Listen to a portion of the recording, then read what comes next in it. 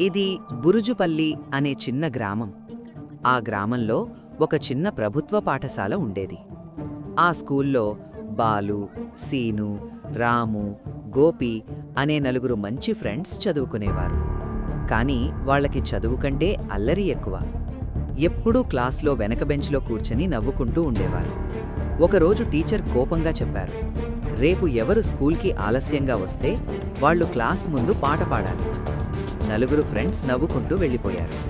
మరుసటి రోజు ఉదయం సీను, రాము, గోపి ముగ్గురూ ఆలస్యంగా లేచారు. వాళ్ళు త్వరగా బ్యాగ్ తీసుకుని స్కూల్ వైపు పరుగెత్తారు. కానీ అప్పటికే స్కూల్ బెల్ మోగిపోయింది.